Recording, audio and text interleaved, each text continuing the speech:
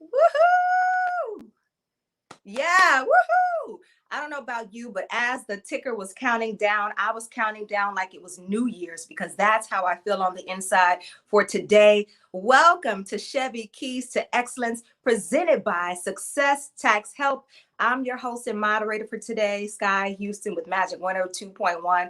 You guys tuned in may hear me on the radio, but my passion outside of radio is business. So for Black History Month, we were so excited to uplift and educate the small and Black-owned businesses in the city and abroad. Wherever you're tuning in from, this is for you. I'm super excited today. We're going to be pulling in resources, pulling in other businesses so they can share their stories, share tips that they've learned. Again, thanks to Chevy for these keys to excellence. And I'm super excited for our sponsor for today, Success Tax Help. Starting a business, if you are in that realm or if you're thinking about it, this is for you. So without further ado, I'd love to introduce our panel for today. I want to bring in the owner of Success Tax Help, Miss Coleman, Miss Thelma Coleman. Hello.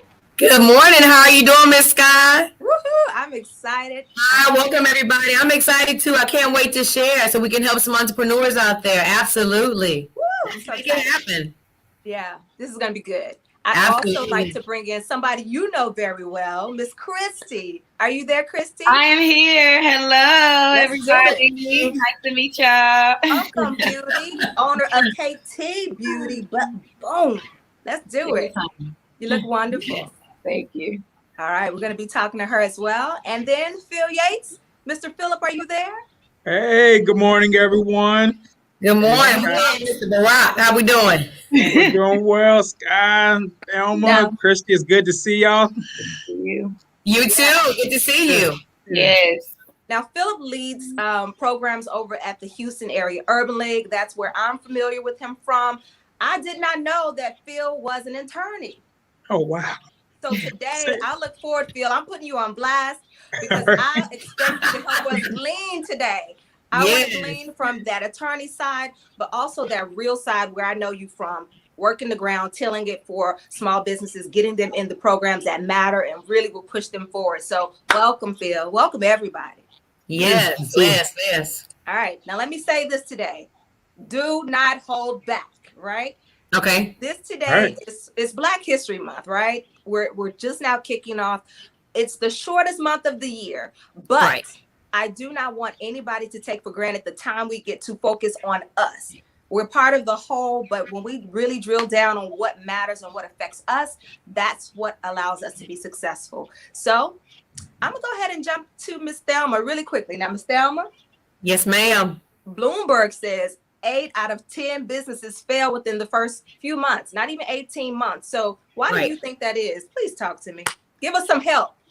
Absolutely. It's a lot of reasons, but the number one reason that we talk about is that they don't bring value. They're not connecting with their customers or their clients. Like, what differentiates you from the next person? Have you really developed and honed in on what your brand is? Are you telling the story? Because behind every brand, there's a story. And so you need to be able to connect with your audience. And you got to find that target audience so you can connect with them. And most people think that is money. Money is part of it. But the bigger issue is you're not bringing real value. Because real value, what it does, it creates a buzz. It says, oh, that's something to talk about. It's kind of like when you refer people to a movie. You're not getting any money out of that, but you create a buzz with that person. Say, you know what? That movie must have been a great movie. It's bringing some insight, some value to that movie. But we just fail to create a buzz. You know, why should I buy from you? Why should I spend my dollars with you? What separates you from the competition? So how do you stand out in a crowded market? And that's what a lot of people not finding a way how to stand out when the market is really crowded. It's noisy. The internet is noisy. The streets are noisy. And my best advice is be everywhere your customers are. You should be visible on and offline. Everywhere they are is where you want to be. So it's a lack of building value, not connecting with them. Now, I said, I got to watch my words because I said, don't hold back. And Ms. Thelma just said, bam, hit us with it. Hey, we want to help them. It's already hard building a business, but then add on a pandemic and nobody saw it coming. How do you survive a crisis, right? You got to be thinking outside the box. How can I be creative? How can I be innovative? What can I do to stay ahead? And how can I harness all that to say, you know what? Here's some new services, some new products that I can offer you, right? Nobody saw COVID-19 coming, but you had to be able to withstand that. I love it. Now, tell us a little bit about Success Tax Help. Why did you start your business? So I was working for a large company back in 2007. I left in 2008 because I saw a need. Like, what I know is people don't understand taxes. There's 75,000 tax laws. Most people don't know one. They'll tell me something they heard from somebody else. I said, well, where is the law at? Because see, we have a manual we can pull out, and I'll show you what the law says. Also, I want you to be successful as a business owner, and I want to make sure that you are paying the right amount in taxes. I also help you with tax planning. And I will say this to the audience, my number one clients are baby boomers. And they're the number one group of people that's re-entering the marketplace because they didn't plan for retirement. They don't have the IRA set up. They don't have retirement money. They don't have the 401k. They'll still maintain the same lifestyle they had when they had a job. But take away, there's your health insurance is gone. Now you're on Medicare. Or you're on private insurance you're paying out of pocket for. Take away the bonuses. Your lifestyle never changed. So my goal is to help you be successful so you don't have to re-enter that workforce. And I want you to plan for retirement and start doing it now. So it's to help you to be successful, understand taxes, and build wealth. Wealth is based on what you keep. So let's start passing that money down to the next generation. Most of your millionaires, it's off old. Well, let me say, there's some millionaires, it's off old money. They're passing down from one generation to the next. And that's what you want to do. Pass that baton on to your kids and grandkids, how God wanted you to do it. But if you ever start developing a healthy relationship with money, it's never going to happen. And get some financial discipline there. Ooh, Miss Thelma. I love that. Now, and we're going to set some folks free today. You're going to be the one that changed that financial DNA in your family. We're going to make it happen today. And that's what it's about. Absolutely. Of where we've been, so we can get where we've never been before. So absolutely. Now, Miss Thelma, I can tell she goes for what she knows. If she has something she wants to do, she accomplishes it. And I see that apple hasn't fallen too far from the tree when it comes to Kristie Coleman. Now, Kristie, Miss Thelma was straight in.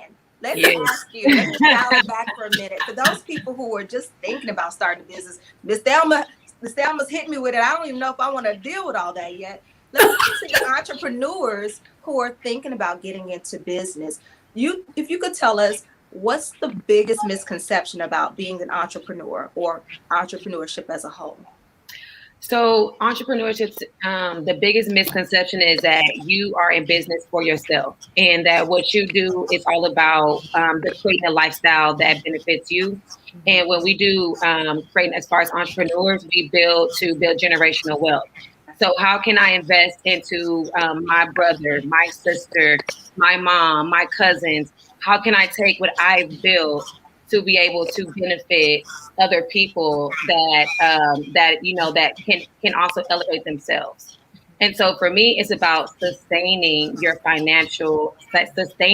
family into that financial freedom. So not just yourself and, the next kids down there. You got cousins who could bring in money. You got uncles who could bring in money. So these dreams and these goals, to me, it's really important to invest into other people. So I feel like being an entrepreneur, the biggest misconception is what we do is for ourselves, and it's not. I love it. I love speaking about self because I think folks have to hone in on self, your true intent. What you feel on the inside will be what you give on the outside. So you were noticing my glow earlier. Yes. Tell me, what does KT Beauty do? So what we do is we take oils, herbs, fruit seeds, nut seeds, we mix them up and we put them into a container and different containers to help you with your skin, your hair loss. It helps with just cleaning your body from the outside in. And we also teach about cleaning the body from the inside out. And that's the point of KT Beauty Boom is we use plant-based products, use herbs and oils, anything that's grown from the earth to help you replenish your body from your skin to your hair. And, and just so you can look good, you feel good, and you got all the great things inside of you. Mm-hmm. Let me drink my water right now. You made me. Yes, honey. Good tip. There you go, Phil. There you go, Phil. Look, you got smoothies. Hold on. Yeah, I got water. If you're tuning in now on Facebook, Instagram, YouTube, wherever you're tapping in, feel free to share this. Because as we share tips, we want you to share with your network. Starting a business is presented by Success Tax Help, and this is Chevy's Keys to Excellence. You want your entire family to be excellent. I believe we do first for us, we heal, we build for us, and then we spread it to the community. So please share this, like it, tell other people about it. Today, we will start to build on leaving our legacy. So don't take this for granted. Don't take it as just another live that somebody is doing. Absolutely. This is Black History Month, and we must start doing it now. Hello, Cody, in the comments. She says, thank you so much. Super glad I'm getting to listen, watch, and learn. We appreciate you for being here. Share this, share this, share this. And with that being said, we've talked a little bit about why businesses are failing within the first 18 months. We talked about a little bit about what it takes or what the misconceptions are for starting a business in entrepreneurship. Now, Mr. Phillip, I want to talk about the business, okay? Just a little bit.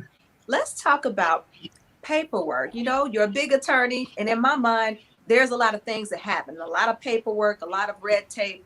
Why is paperwork important, and what is paperwork? The importance to keeping good paperwork. Well, that's a lot to unpack, and I'll try to do it as efficiently as possible. Please.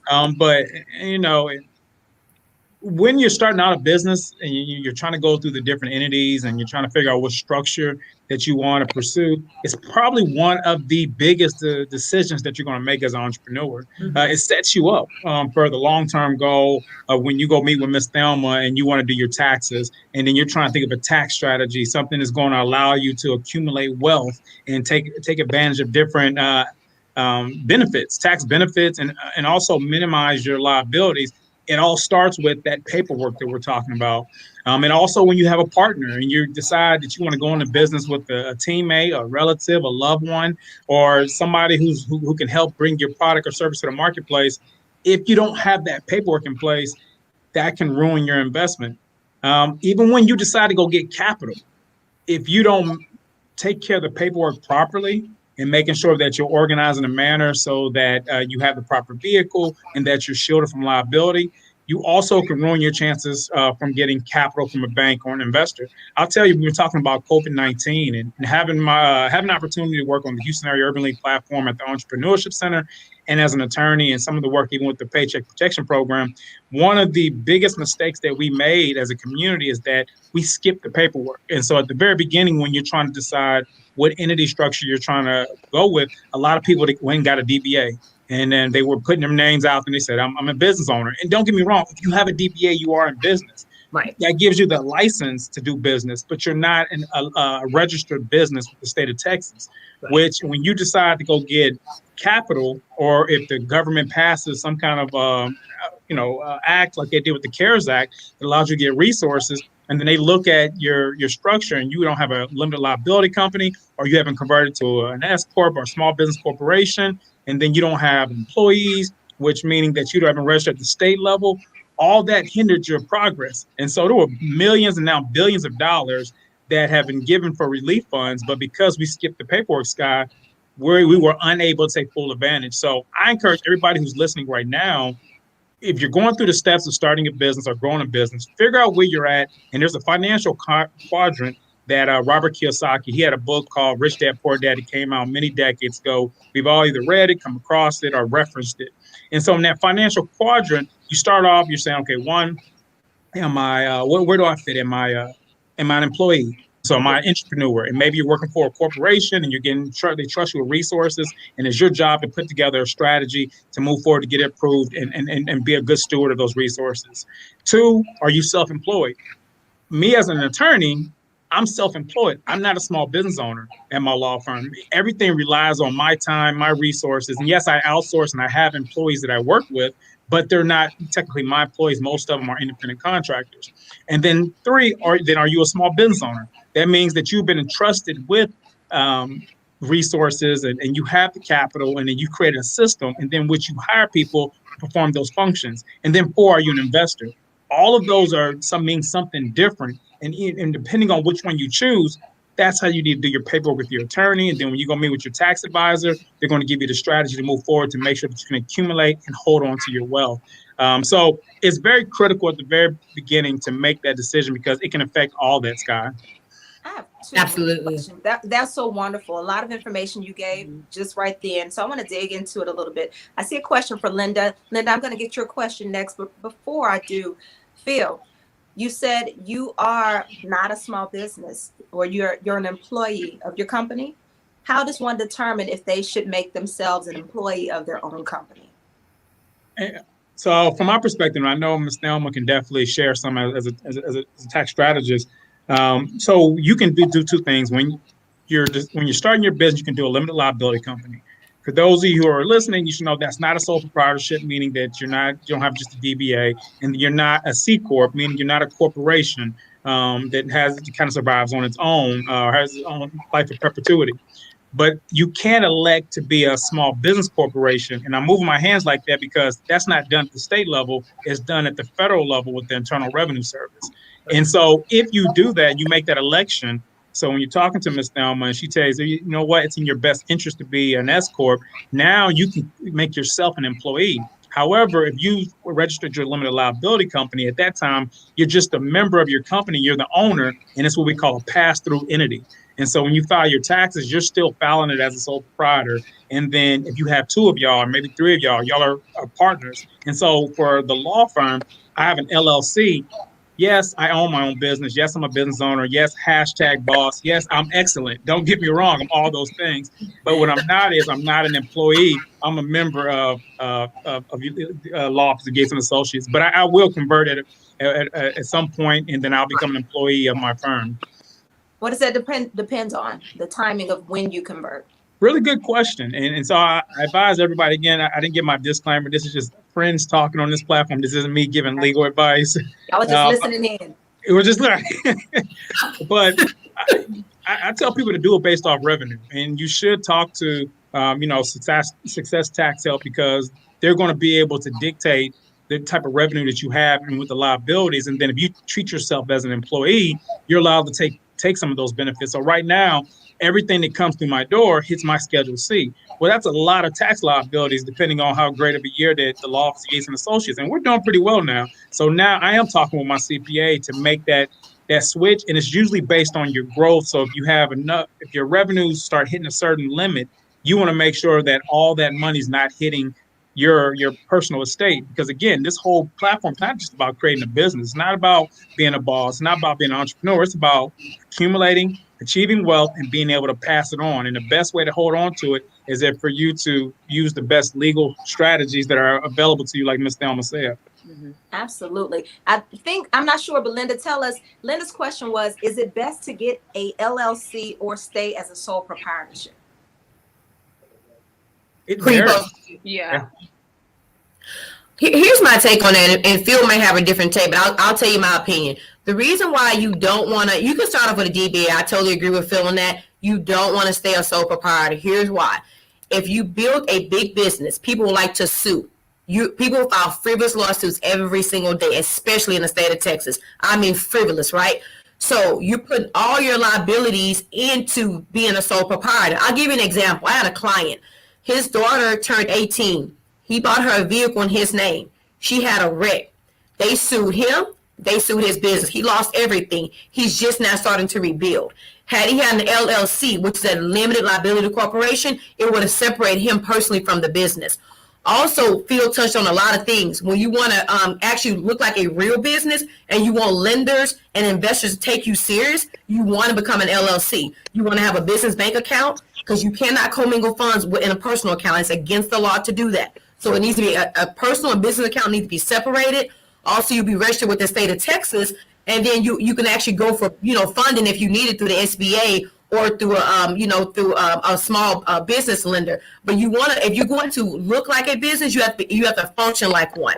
And keep this in mind, guys. When you file taxes, you only can claim a loss for 3 years forward or 3 years back. If you're going to be in business, IRS at some point say you got to start making some money, or they're going to treat it as a hobby. So that's why you want to have things set up right. You don't want to start going through audits and having to deal with the IRS, because they're the largest collection agency in the entire world. You won't get them out of your pockets if you're not doing things right. So Phil is right. If you want to be, you don't want the look of being wealthy or the look of a business. You want to actually have a business. And then with that business, here's a reality too.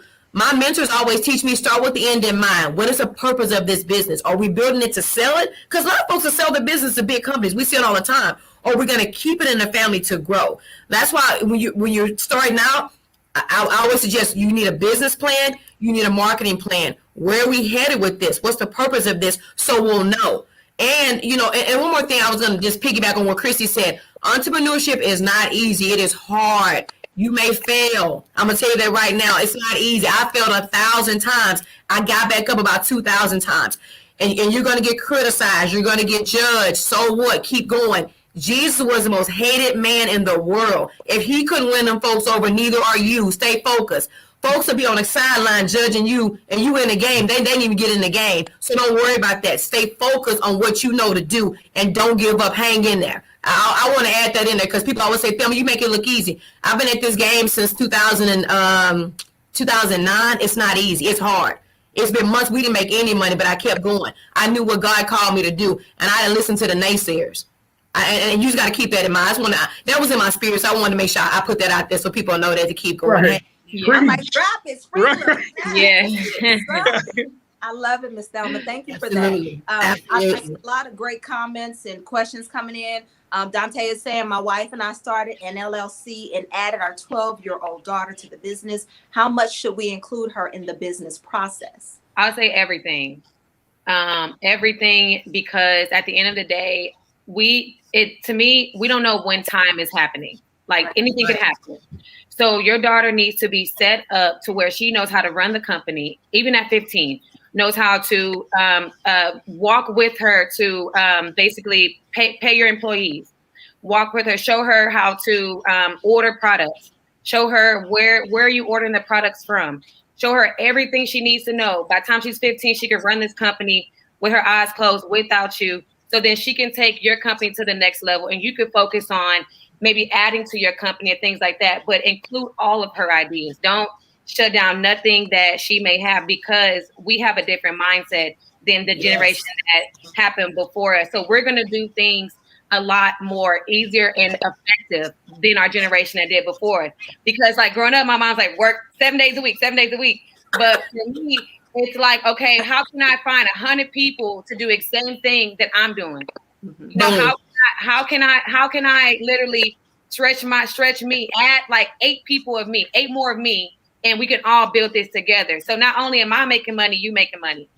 So yes, I definitely think that include her in every single thing, because by the time she's 15, she's gonna be running around y'all, running circles around the whole family. Miss Lamisha says this. Okay, hold on 1 second, Phil. Miss Lamisha says this is so clutch. I've been feeling that God is calling me to entrepreneurship this year, so I needed this. Thank y'all. Yes, do it. Congratulations. Go do it. And there's more millionaires birthed in a recession than any other time. So don't ever think it's not money out there, because broke to me might not mean broke to you. So keep that in mind. It's more millionaires birthed in a recession than any other time. What were you going to add to that, Phil? Because you itching to say something. I think we need to hear it too. Mama Coleman, you are bringing it. I was going to just piggyback off Kristie, because she hit on a very strong point, especially when we're talking about building legacy and taking the next step further. Like I've had a few legal clients that have actually incorporated their children into their business. And we're talking about kids like that are 3 or 5. Add them to your company operating agreement, add them to your shareholders agreement, so that they're officially owners of the business. They have ownership equity. And that's going to be important because, like Kristie was saying, by the time they're 15, not only can they run the business, but now they have credit. And so they can take that business credit and they start clean personal credit. Unlike when I was going through the rigors, it's like I was trying out everything. When I got to college, they said, hey, you get this credit card, this T-shirt. I said, oh, okay, thank you. And then I spent the money on something frivolous. We live and we learn. But our kids are going to do better than us. And so I really like what Kristie was saying, and I love what that gentleman shared. So make sure you add them to all the legal documents. And if you don't know what a company operating agreement is, that's something, we can talk about at the Houston Area Urban League, the small business program, or you sit with your attorney, because that is the binding document that makes you official and legit as a business owner. And I want to talk a little bit more about binding paperwork that binds you. This, if you're just now tuning in, is Chevy's Keys to Excellence, presented by Success Tax Help. I love how Phillip said, you live and you learn, right? Mm-hmm. I had hard lessons, let me just say. Mm-hmm. I laugh about it now, but piggybacking on what Kristie said, it's important to let your children see all the steps now, because they are learning, and more is caught than is taught, right? That's right. In business now, I'm always like, dang, I wish someone would have told me. My mom, my family weren't in business, but also I've learned you have to heal and stop worrying about what someone didn't teach you or give you, and try to get the information now the best you can. So with that being said, a hard lesson, Miss Thelma, that I learned was when filing my paperwork, I have to follow up. So I was like a many of Black people just filing DBAs. I had a creative thought, I'm going to file that DBA. That's all we know. I'm a boss now. I'm a boss. I got a paperwork over here. I can use this name. I got mail coming in my business name. Boss. Boss. Yes, honey. Boss. What you did not know is once you file, they are expecting something of you. So we're coming up on tax season, Ms. Thelma, and what no one told me, or I didn't even know that I needed someone to tell me, when you file a business, whether it's a DBA, LLC, there are taxes associated with that you have to file quarterly, annually, whatever you sign up for. Right. And you have to, one, check your mail, and two, follow up. My hard lesson was, I wasn't making any money yet, right? Because I'm a creative. I just had this creative idea, and I got 10 DBAs filed. Go, girl. They're sitting, right? Filed 10 years ago, sitting. So I'm thinking, I'm not using it. It's just sitting. No, they expect you to file 0, whether you're making money or not. So the hard lesson I learned when it came to taxes, filing your taxes for your business, once you file, you must file those taxes. So have you seen that? Do you find that a lot of small businesses are unaware that after they file that LLC, they must file their taxes for that business, no matter how much they're earning? Right. What I see a lot, Sky, is that they're just not set up right. A lot of people come to me. It's people out there in Houston making millions of dollars. You'd be surprised. I mean, it's a lot. Houston is a hub for small business owners. We're one of the main cities that's growing for small. I mean, we're the biggest city in Texas, but we're growing for small business owners. And when a lot of them come to me, they're just not set up right. I have a small business consultant that I offer, so I can also help you set up LLC, C corps, S corps. I do tax planning, because it's not the tax plan is more important than the actual tax return. I'm setting you up for retirement if you want to retire early. Like me, I'm retiring at 50. I'm passing it on to Kristie, my other kids, and my granddaughter. I'm passing the baton on. I am retiring. I'm going to have a laptop lifestyle. But I'm setting myself up to do that. Right? We could talk about IRAs. We could talk about 401ks, how you need to max them out. And one more thing, guys, do not quit your job. If you have a small business, here's my best advice for you. Have at least 6 months worth of money saved up. Here's why I'm telling you that, because 87% of America is paycheck to paycheck. 87%. They don't have at least 6 months worth of money saved up. So you need at least 6 months worth of money saved up. Remember, when you leave that job, there's no more private insurance. There's no more bonuses. There's no more commission. It's just you, right? It's you versus you every single day. Yeah. So with that being said, set yourself up for success. I don't advise you to quit that job just yet, because you're probably not in a position to do that. You need to be saving at least 10% of your paycheck. And yes, you need to max out your IRA, max out as much as you can, and max out your company's benefits if you have those. But paperwork is important. Like for your tax returns, the lifeblood of your business, your profit and loss statement. That tells me if you're making money or not. And we need to know, we're not just in business to be in business. We're here to earn a revenue. A lot, and so you can hire employees. It may be the team of one starting out, and you can, like Phil said, you can outsource a lot of the work in the beginning. But the only way you're going to grow, we know if you're growing a lot, is through the profit and loss statements, and we have to look at those. Yes, you need to file your returns on time, because if you don't, you'll be hit with penalties and interest. 90% of a tax debt is penalties and interest. Folks will call me and say, "Well, Thelma, I only owe $10,000." Well, that was 10 years ago. Now it's at $30,000, because every single day is growing. And people get mad. And let me say this too: don't get mad about one IRS, because it's a bill you created. You have to fix it. You cannot be mad about something that you created. We just have to educate you. And Sky, you made a good point. People don't know. Let me just say this real quick. Google and YouTube are owned by the same people. You can literally Google something and create a business. You can literally get on YouTube and create a business. Find some ideas. So all you have to do is get out there and do the research. Educate yourself, because knowledge is the way you create wealth. Yeah. And this is about leaving legacy, and not just leaving it, building it and focusing on it now. So with that being said, Kristie, I understand that you yourself transitioned into a brick and mortar. You were online, and now you're in a building, baby. Yes. So let's talk about that brick and mortar versus e-commerce. Tell us a little bit about your transition and the differences you found what works for you, what you found you don't like when it comes to brick and mortar versus e-commerce. So e-commerce, we would be almost like made to order. So somebody come in, so it was more like a little more relaxed. You get your orders in, you put your orders, you're going about your day. That was very simple. So then when you actually have a brick and mortar, you're like, oh, I have to like mass produce products. Yeah. Oh, I have to like stay here. Okay, so now I'm the janitor, the cashier, the cleaning lady, the factory. Oh, okay, so I didn't know that, all these jobs came with it. Okay, great. So then like once I literally took, like I accepted, like, okay, this is what it is. And I had to sit down and I had to write down, okay, now that I'm here in this brick and mortar, what can I do to take it to a new level? What can I do to add to what I'm already doing? So if I'm already here, I got the brick and mortar. Okay, great, Kristie. You can't. That's going back now. Now we're just moving forward. So from here, I literally was okay. How can I grow? So I wanted to create a team. I wanted to actually have people who basically, like I said, who were 10 of me. So people who are going to go out and do the same thing, hustle, grind, and also how can I create millionaires within my company? There you go. So that was a main thing as far as for me as well. So when I'm leveling up with this brick and mortar, it's causing me to think about other people as well. So as I'm like, okay, well, I want to hit this number this year, but I also want the people that help me hit this number to also hit a number as well. And so that's what it's causing me. It's causing me to level up. Now, I did not know I was going to have 8 jobs in one building, but at the same time, it's something that, think about it, nobody's there with you most of the time, just you and your customers. And so a lot of times I just have to accept that and figure out, okay, well, how can I grow from here? And also how can I create other entrepreneurs within my company?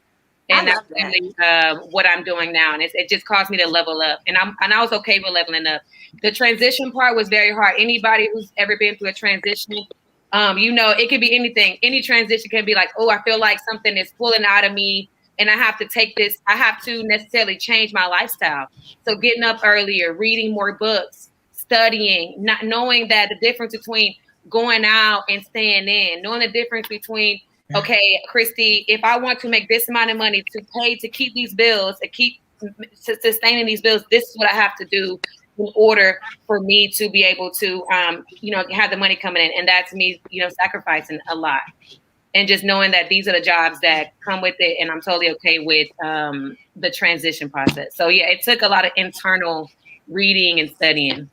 I love it. Yeah. I love the fact you brought up, I said leave a legacy earlier. And a lot of people, we think about legacy as just our children and our children's children. But it's not only about us and our children, it's about the community as a whole. So I love that you said that. How can I build for the community and the next 100 people to build wealth like I am?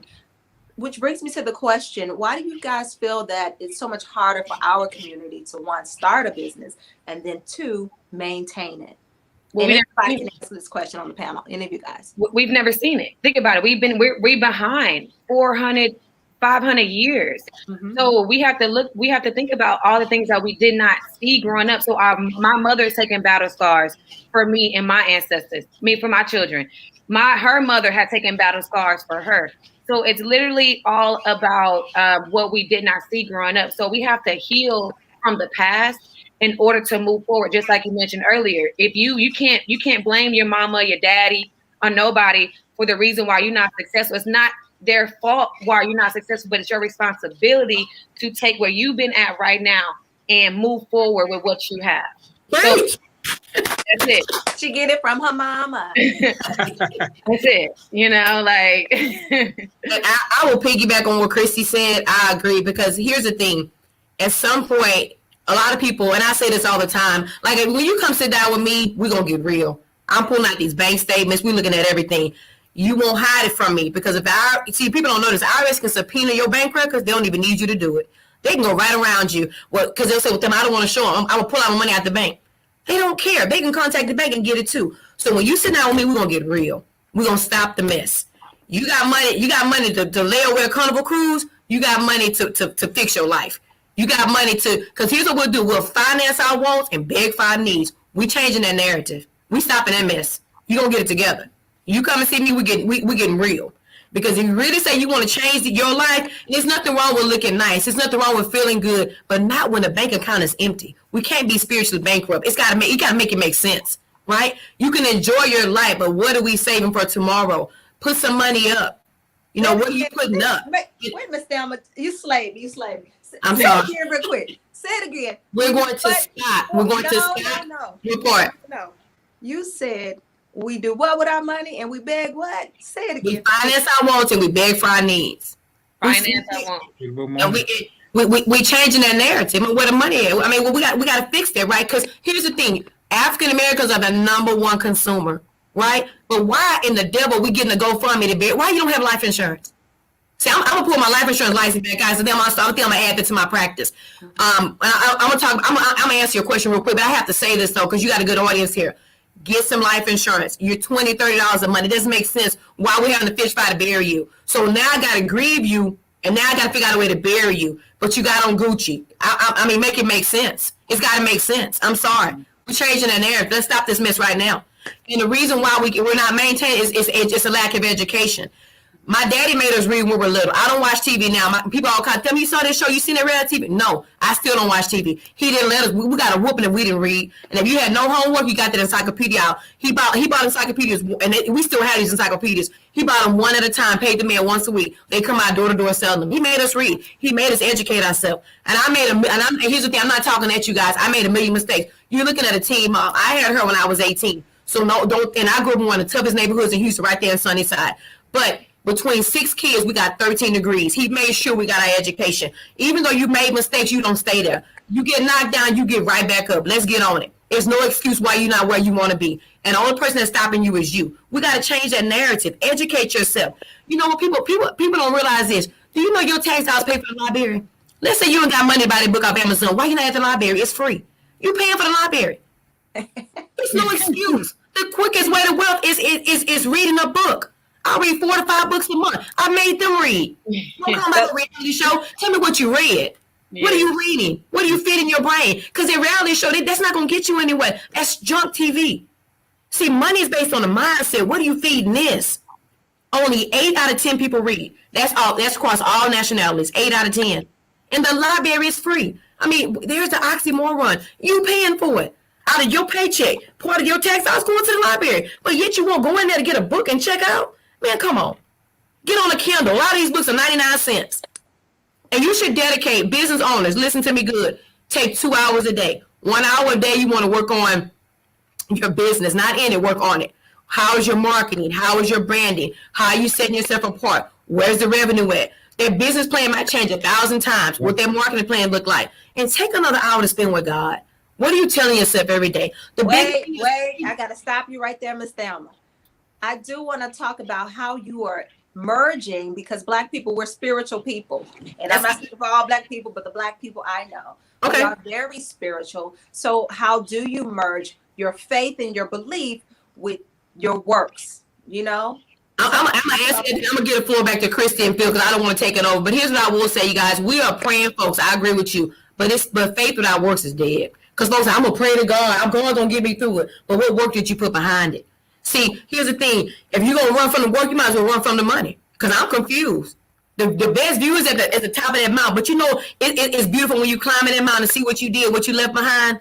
I remember this when my mom passed away in 2017, and I almost died the next year because I was septic. I was going through depression. I was in the hospital. I was in a medically induced coma because my body was literally. I just didn't want to live, and I had a lot going on. I was in the middle of a messy divorce. And I don't care about it. I'm transparent. I'll share this with you guys, and I don't care if you judge me or not. I care less about that. I don't care about people. Because I care about my bank account, I care about my credit score. And you judging me not add no more time to my life. So I never worry about people. And let me say this is a safe place. This is us, right? This is us giving us the real about what. I want to share this with you guys. Here's why. Because I do speaking. I get paid to speak. And that year, my dad came and sat beside my bed. He said, and my dad said this to me. He said, your mother will want you to go on with your life. He said, you got to work the journey. So I spoke at Harvard University. I went to go at this Barack graduated from it, and Michelle. I got to go speak there, and I spent 2 weeks in Boston, Massachusetts. I had a good time, but that was the only thing I kept was speaking at Harvard. Had I laid there in that bed, I would have never got an opportunity to speak at Harvard. I got to speak at Harvard. I got to meet I'm gonna say her name. who is it, Kristie? What's the Kardashians? Caitlyn Jenner. I got to meet Caitlyn Jenner. I got to meet Trump's former attorney, George. I got to meet some amazing people I would have never got to meet had I not had that opportunity. I say all that to say this. You got to put some work behind that faith. Like we'll say we praying to God, but what are you actually doing? Because God not going to fall out the sky. My mom would always say that. She said, God not going to fall out the sky. You got to do your part. And she would always say, you want it to rain. People say, I want it to rain down. I want the blessings from heaven. And you can get that. But with the rain going to come the mud. The mud going to come too. You can get the manna from heaven like the children of Israel. They still complain, right? Well, what are you going to do to fix your own life? What you going to do to fix your life? I love it. Mama was poor. You don't have to be poor. Bill Gates said this. He said, I was born poor. But if I die poor, that's my fault. Because I did make, and everything, and people say, oh, Thelma, it's all about money. It's the most talked about subject in the Bible, and you need it to survive for everything else. And here's the thing, why not leave your kids some money? Why not leave that legacy? I'm just saying, like, why not do that? Why are we not thinking like that? Because Kristie is right. She helped me to realize something. I was only thinking about my kids and my family, but she made me realize something for our own team, for KT Beauty Room. Said, Mom, it's about them too. She opened my eyes to a lot of things because she's right. They think different than we think. But the number one thing I think is educating. And Phil, I'll let you go ahead and answer that because I know I'm talking a lot. I apologize. I get going, child, because I want to help you. No, you guys, you're doing an amazing job. You're on fire, and I'm looking at the comments, and everybody's appreciating it, and I'm appreciating it because it's validating even how I feel about my approach to trying to serve the Black community. And so I think Kristie hit it on the nail when you talk about where we're at in this cycle of being Americans. And I always tell people I'm a second generation American because my parents were born into a world when we did not have rights. And so they couldn't go to the same schools or equal schools that may have had value. Maybe they didn't have value. And so to peel back all those different laws, whether they were de facto or racist or systemic racism, it's a reality that there's certain systems in place to make sure we don't succeed. And so there's an adage that goes out there that says every time America catches a cold, the Black community catches pneumonia.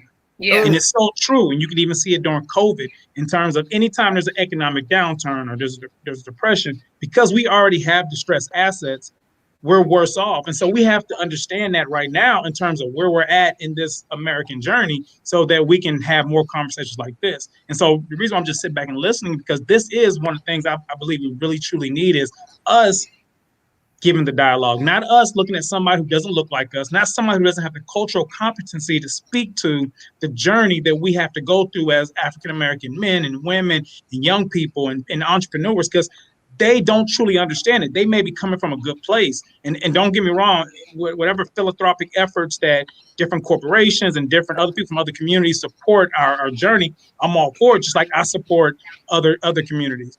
But it has to be us having this conversation because we like real recognize real. And that's why I'm just sitting here listening to all three of y'all talk, because that's what it's about. We have to move from self-reliance to self-sustainability. And that has to mean something different individually from everybody who's on this call. I mean, I'm loving the fact that, Mama Coleman sharing her story, but it's beautiful to see Kristie so far advanced in terms of where she's at. That just shows all the great work that Mama Coleman did, because now her daughter doesn't have to have all those same stories. And the same thing with my parents. I thank them all the time. I was like, I know, what it meant when my parents grew up in the projects of the Hill District in Pittsburgh. And then for me to say, yeah, I grew up in Hayleaf and it wasn't perfect. And then, we had our issues, and I had my missteps. But at the age I'm at now, the things I've been able to check off my list is because of the sacrifices of that first generation. And so now it's coming upon us to have these conversations about finance. It's understanding that you do need to protect your credit score. It's also knowing that there's other ways to take advantage of the tax laws. It's understanding to start a business. It's understanding that you're not just starting a business because you're in business just to say it. It's like, no, you're trying to, what Mama Coleman said was create a profit. And when you talk about religion, even at the Urban League, where we have our small business university, people say, yo, Phillip, what's your favorite book? And I have 1,000 books that I read in terms of legal and business. But my favorite book is the book of James. And so when you talk about James 2:20, faith without work isn't dead, it's 6 pages long.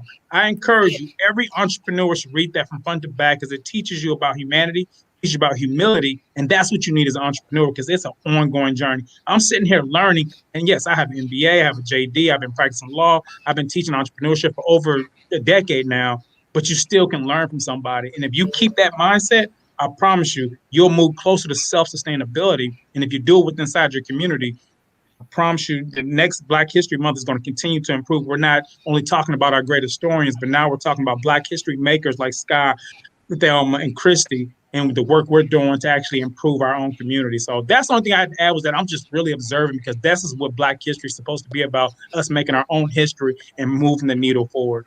I love that.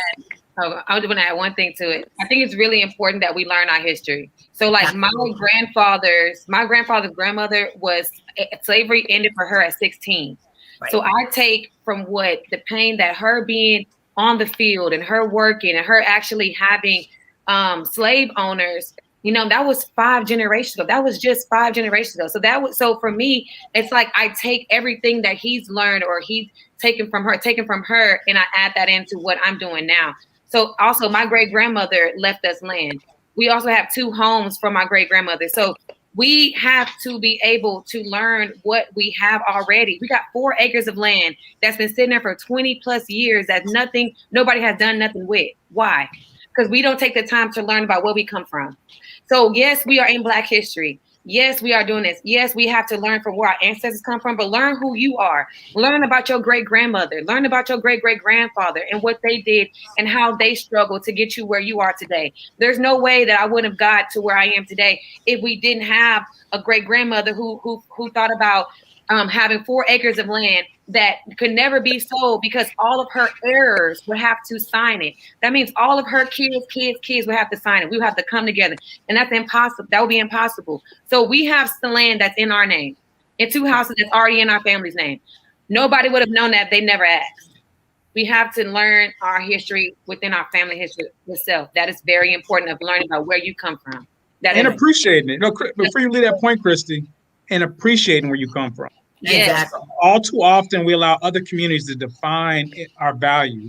Like, you know, I read this one story where this guy, and I'll make it really quick, he lost his grandmother, and then, you know, they were out there trying to clean out the house and all her belongings. And as they looked at everything outside of the home, they said everything else is trash. And so they donated. And it was one of the things in there was this quilt that looked like it was handmade. Well, a few weeks or maybe a month later, he walked past a thrift store and he saw that somebody was selling it for like $300 or maybe $500. Something he thought that was trash. Whether the story is true or not, it's the fact that we have to start seeing our history as an asset, as a value, and stop letting other people devalue it because they say, oh, you talk with a certain vernacular, or because you came from a certain community, or you went to a certain school, and all of a sudden you're not as good as because you don't have the same skin color or the same zip code as they went to. And then all of a sudden you look up, and then hip hop 20 years later is $1 billion industry. After they told us for years that it's devalued, you shouldn't dress and talk like that. And so I love what Kristie's saying, because it's understanding your history, but also appreciating it and you putting a price tag on it, because that's another way for us to continue to improve our legacy, but also close that wealth gap, because we have a lot of wealth and it's shown here on this platform. Right. I want to add one thing real quick. And Phil and Chris, I want to touch on one thing. Learn to love yourself. Like people, I speak in a lot of rooms, and a lot of times I'm the only woman there, I'm the only Black there, but I will not let you talk about Black people. You will not talk about Black people to me. You say, well, Black on Black crime is a problem, so is white on white crime. So is Asian on Asian crime. So is Hispanic on Hispanic crime. Yes, we need to do better, but people kill in close proximity. Don't let the media misconstrue that, and don't let it make you hate yourself. And for all of my people that are not where you want to be, you can get there. Let me say this to you, don't ever think you can't do something because you're Black. It's a beautiful time to be Black, and be proud of what God made you. And yes, you can do it. You're the #1 consumer. You just got to learn how to regenerate those dollars so they're going to benefit you.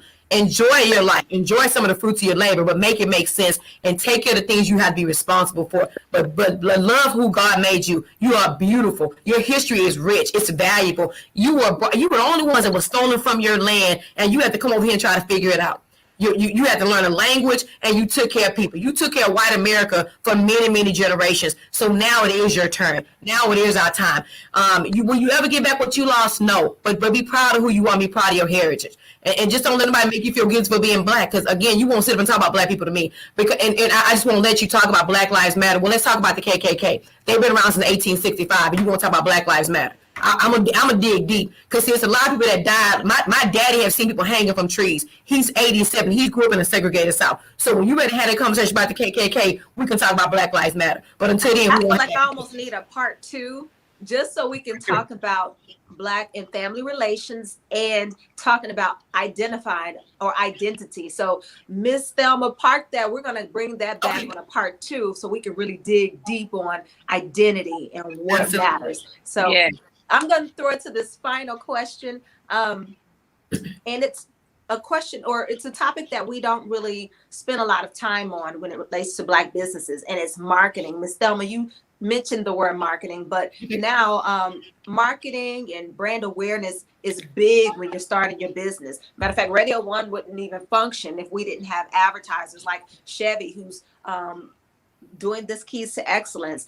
You guys is Success Tax. So how should a business owner go about figuring out what's the best for them when it comes to marketing and building brand awareness? Okay, so if you're starting out, here's what I will do. I have a lot of ebooks I wrote. I will give this away. I wrote a marketing book, and you can have it for free. Just slide in my DMs. I'll give it to you. Or you can reach out to 102, however you want to do it. I'll give it to you. But here's what I will say. If you're starting out and you don't have a lot of money, look for ways you can advertise for free. People don't know this. It's a lot of radio and TV that go unused. Pick up the phone and call the station.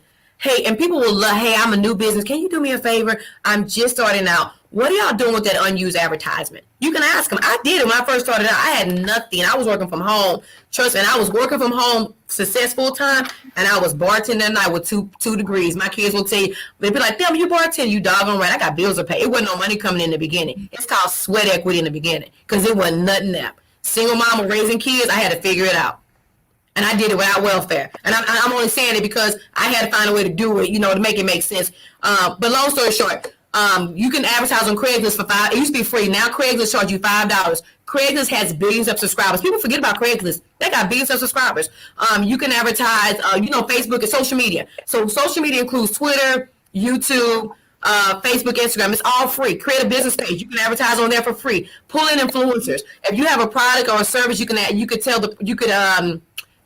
offer your products or services for free to the influencers to get more people in. And then you want a message, like you want a uniform message people can stand out. Like KT Beauty Boom is beauty is power. You want something that's going to stand out. Like, what is your slogan? What are you about? And everybody in your company should have your shared vision. They should know what the vision is. And you got to keep that vision in mind. That goes back to your marketing plan, your business plan. And your marketing plan can be one page. Business plan can be one page. It don't have to be complicated. And you can Google that. But in my book, I think I give you a marketing plan. I might give you a business plan, but I can let you have that for free too. I don't have a problem helping people.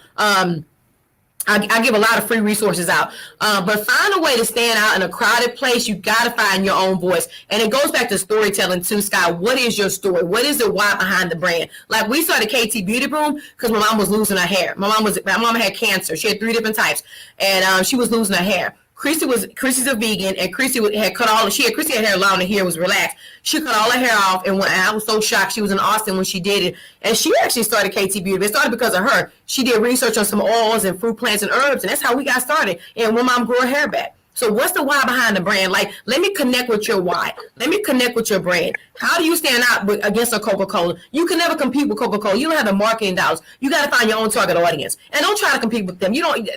That's old money, $1 billion company.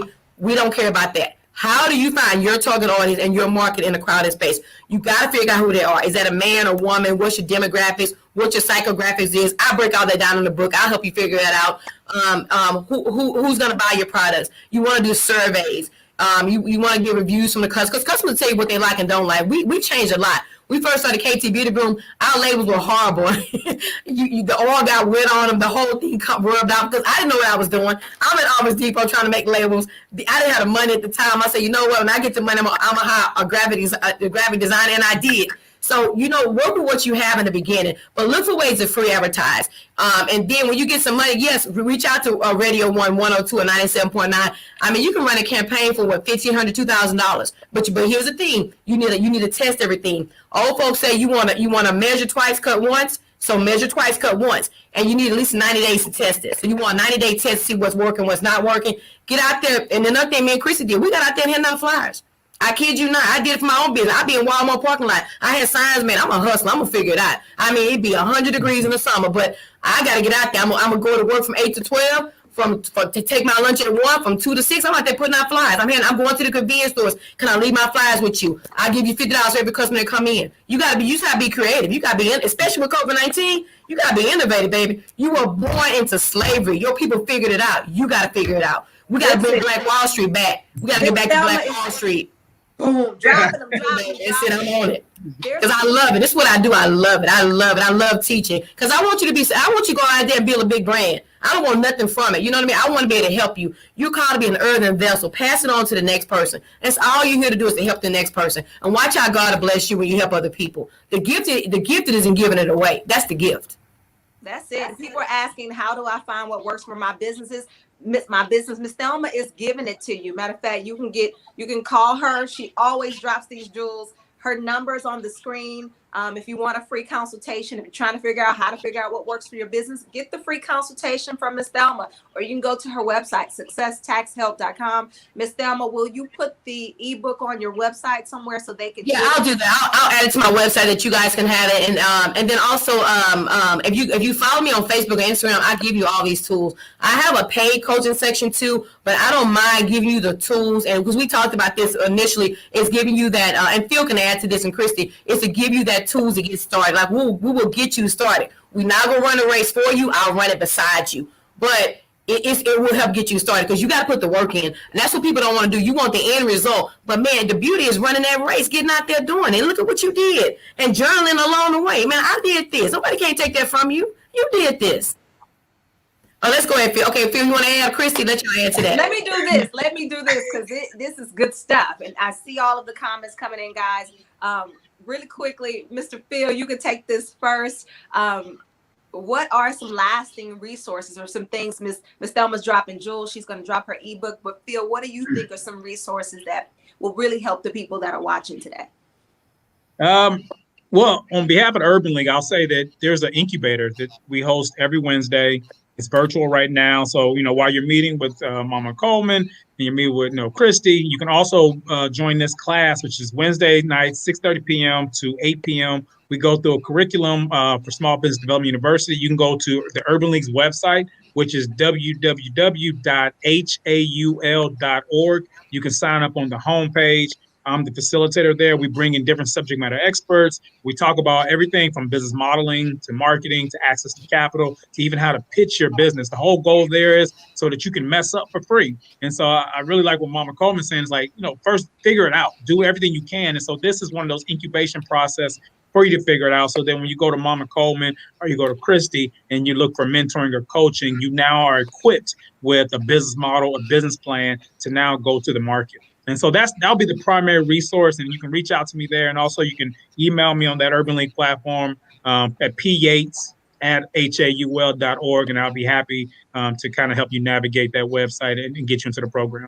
But this has been awesome. Yeah. I do want to say that this has been awesome. Amazing. Kristie, you have any resources or lasting advice you want to leave for everyone? Yeah. So what I did with KT, even though my mom did not recommend me doing this, but I did, I did leave my job. Okay. She told everybody to save their money. I did not do that. I left it. I walked. I was at work. I was like, you know what? I can go hard for myself. So just as hard I can go for you, I can go for me.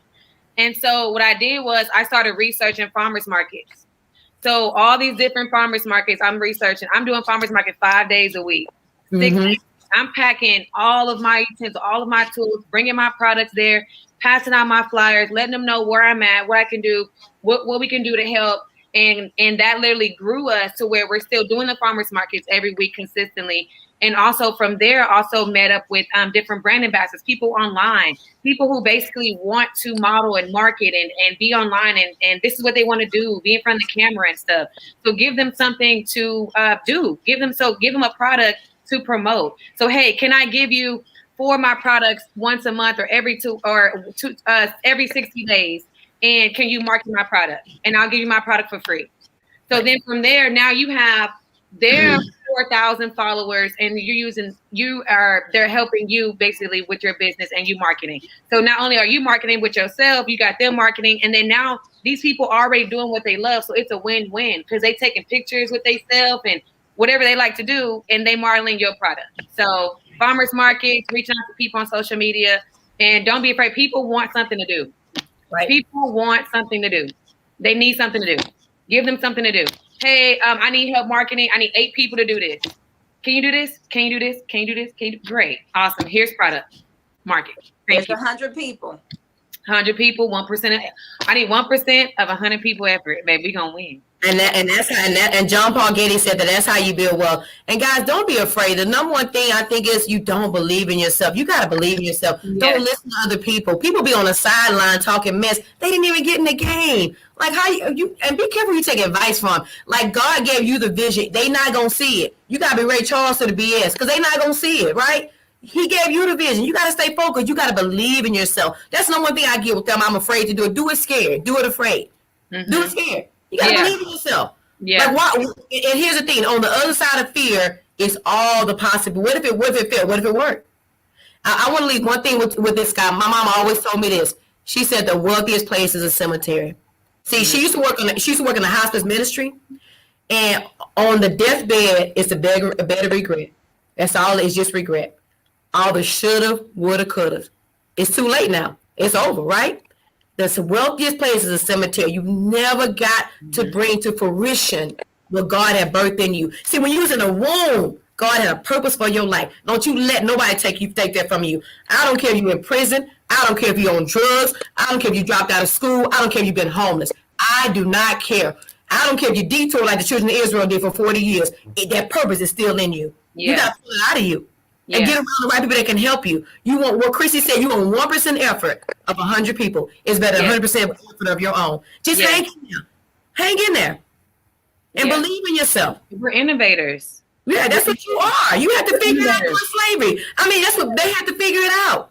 It's so much in depth. I want to go into this, but it's like we have to truly believe that we can make a difference, not only in our lives but in the lives around us. Because you're called to be an earthen vessel, but don't lose your purpose because you took a detour. And here's nothing. Don't look at everything that you see, because you gotta see it. You gotta see that flight of stairs when you can't see the flight of stairs. Mm-hmm. You only can see that one step. You gotta see all the rest of the 20 steps and climb that ladder. And don't focus on people. Focus on you. And it's not gonna make sense. And if you just keep this in mind, Jesus was the most hated man in the world. He couldn't win them folks over. Neither are you. I don't know why y'all trying. Forget them people. If they're not affecting your bank account, your credit scores, your relationship with God, why do you care what they think? Why do you care? Yeah. And then think outside the box. You know what I'm saying? Figure out how can you think about people like, well, you sell hair products. How can people become a millionaire with hair products? I'm like, sweetheart. That's a $900 billion industry. Sweetheart, do you not realize? White folks making money out of us. Exactly. Exactly. That's what I'm saying. A lot of those labels look like they black. They not black owned. No. The number one products are owned by white people, not us. Yes. And so take what you have. Like, for instance, I also do film. I'm a filmmaker. I was like, well, how can I make money doing film? I reached out to 100 businesses and said, hey, I can make a commercial for your company. I'll do it for free. Can I just create a commercial for you? That's it. Can I just create a commercial for you? That's it. That's all I want to do. I want to just market your product. Can I do that? Then now I'm taking what I can do to show other people what I can do. And now I'm being hired. So then, okay, also I want to make more money. Okay, can I reach out different TV stations to see if I can take what I just produced, put it on TV to make residual income for me?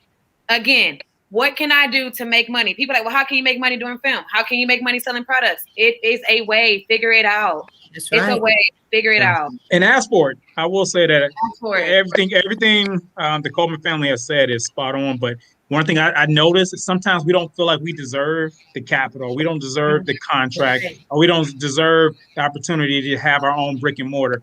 Ask. Be bold. Be bold. There's people out there writing stuff on a napkin, getting venture capital. There's people out there just nurturing relationships, and then that's how they're getting, access to different business loans. There's people getting contracts just by showing up down at Harris County at the Commissioner's Court or at City Hall. Like, you can do the same thing. You just have to be bold. Obviously, do the homework and meet with your advisors, your coaches, and then make sure that you understand your business model, that you understand your numbers, and that you understand what your goals are. But it's nothing that really frustrates me any more than the work. You just tuned into this great panel for the past hour. You go to your different various business education. You're putting in work. You're doing research. You're getting your DBAs, your LLCs, your C Corps, and then you're not really fully vested in saying, claiming that dream, claiming that opportunity, claiming your blessings. That's what Mama Coleman's been talking about this whole time. Claim it. It's already there for you. It was already a part of the promise. So if you are a religious person and you believe in your faith, know this has been promised to you. You just got to go out there and ask for it. So don't play small ball. It's our time.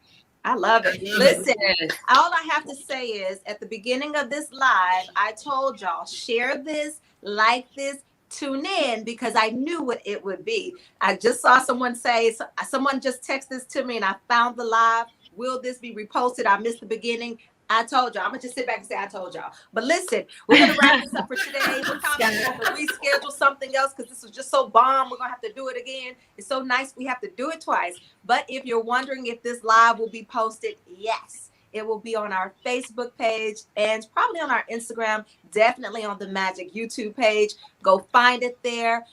Click the links. Miss Thelma's going to post on her website. We'll post that below. But guys, share this information. This is the Chevy Keys to Excellence. And Absolutely. It can only be excellence. One, if you apply all these gems that were dropped today. There's no way to get to excellence just by hearing. You have to apply all of these things. So to those of you in the chat who are saying, I'm going to apply this is good, stay in that, move in that. I just want to thank you each again for getting on today. This is bomb.